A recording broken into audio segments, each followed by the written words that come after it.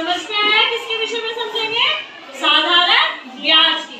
देखो हम लोग कुछ पैसा बचा रहे हैं, ठीक है, और उस पैसे को जमा करने के लिए हम क्या करते हैं, या तो गुल्लक लगा लेते हैं, या फिर कुछ लोग क्या करते हैं, थोड़ा थोड़ा पैसा इकट्ठा करा और जाकर बैंक में जमा करा दिया।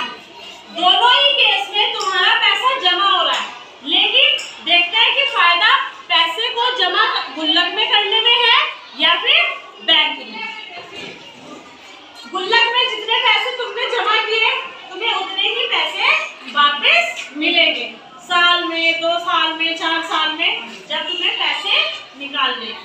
भाई जितने तुमने जमा किए उतने ही पैसे तुम्हारे निकलेंगे। लेकिन जब हम बैंक में पैसे जमा करते हैं तो बैंक कुछ समय बाद जब हम अपना पैसा निकालते हैं तो जितना पैसा हमने जमा किया है उससे ज्यादा पैसा देता है, ठीक है। और वो थोड़ा ज्यादा जो पैसा हमें देता है, वो जो ज्यादा पैसा मिल रहा है उसी को क्या कहते हैं कि वो हमें ब्याज मिला है हमारे पैसे का। मान लो हमने बैंक में 10,000 रुपए जमा किए। कितने रुपए जमा किए हमने बैंक में? 10,000 रुपए जमा किए हमने उस बैंक में, ठीक है। तो अब हमने वो पैसे मान लो जमा किए 3 साल के लिए। कितने साल के लिए? 3 साल के लिए। 10,000 रुपए हमने जमा किए कितने साल के लिए? 3 साल के लिए।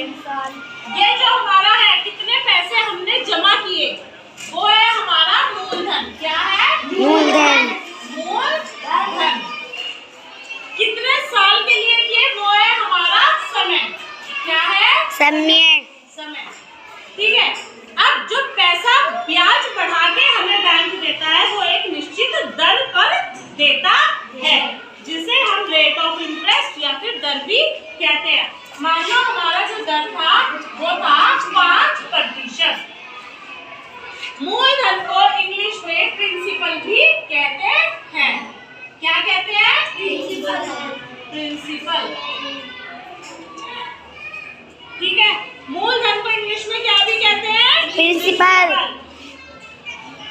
समय को टाइम, दर को रेट ऑफ इंटरेस्ट, ठीक है, रेट। अब हमें हमारे पैसे पर कितना ब्याज मिलेगा वो हम देखते हैं। अगर हमारा मूलधन इतना है, समय इतना है और दर इतना है, तो जो हमें ब्याज मिलेगा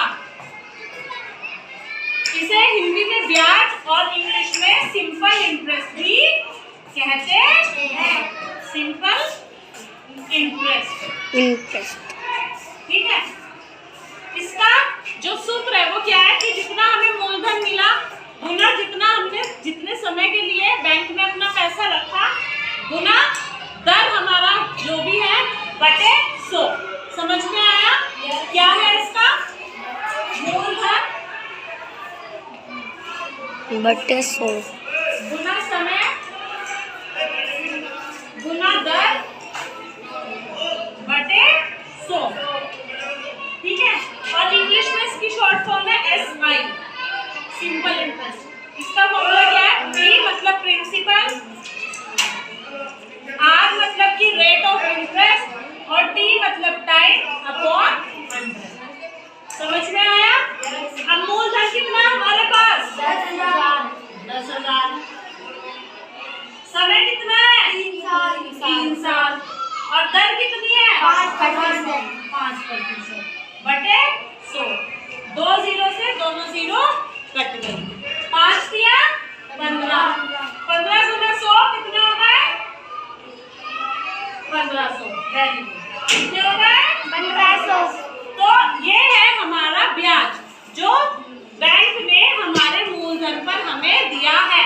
तो अब हमें बैंक जो टोटल पैसे देगा वो कितने होंगे? मूलधन प्लस ब्याज। भाई ऐसा तो नहीं है दोनों में से कोई एक चीज बैंक रख लेगा, दोनों ही चीज हमें बैंक देगा। तो जो पैसा हमें बैंक ने दिया वो होता है हमारा मिश्र धन। क्या होता है? मिश्र धन। इसको इंग्लिश में आप अमाउंट भी कहते हो। अमाउंट कितनी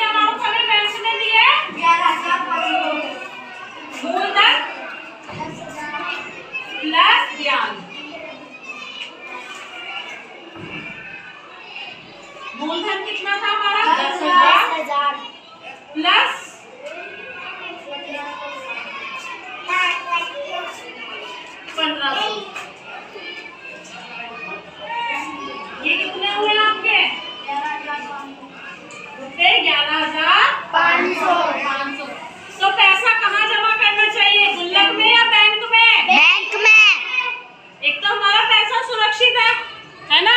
भाई कोई चोर वोर भी आ गया तो हमारी गुल्लक तो वो उठा के ले जा सकता है, लेकिन बैंक में से हमारा पैसा हमारे बिना वो नहीं ले जा सकता। दूसरी बात, जितने हमने जमा किए उससे हमें अधिक ज्यादा मिले। मिले। गुल्लक में जितने हम जमा करेंगे